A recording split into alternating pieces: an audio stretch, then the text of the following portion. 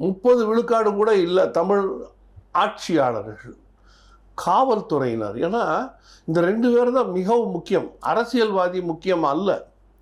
இப்போ ஒரு உதாரணத்துக்கு சொல்கிறேனே, எடப்பாடி பழனிசாமி அவர்கள் முதலமைச்சராக இருந்தபோது, முதல் முறை முதலமைச்சராக இருந்தபோது தூத்துக்குடியிலே துப்பாக்கி சூடு சம்பவம் நடந்து பலர் இறந்தார்கள் இல்லையா?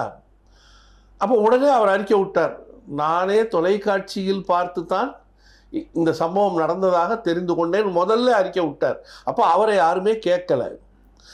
ஒரு முதலமைச்சரையே கேட்காமல் துப்பாக்கி அதுவும் குறிபார்த்து சுட வைக்க முடிகிறது என்றால் அப்போ அதிகார வர்க்கம் மிக மிக வலுவானது.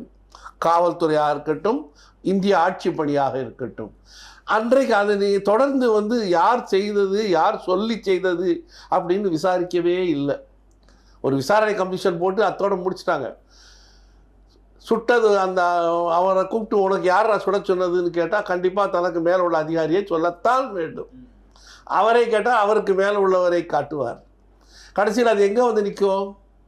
தலைமை செயலாளரிடம் வந்து நிற்கும். நிற்குமா நிற்காதா? அவர் உத்தரவு இல்லாமல் இது நடக்கவே முடியாது. அன்றைக்கு தலைமை செயலாளர் யார்? திருமதி கிரிஜா வைத்தியநாதன். அவர் யார் சொல்லி கேட்பார்? புதுடில்லி சொன்னால் கேட்பார். புதுடில்லி யாருக்காக வேலை செய்கிறது? அந்த வடநாட்டுக்காரனுக்காக வேலை செய்கிறது. அப்போ மொத்தமாக தெரிஞ்சிடும் நமக்கு, பேட்டர்ன் வருது அங்கிருந்து. ஆமாம்.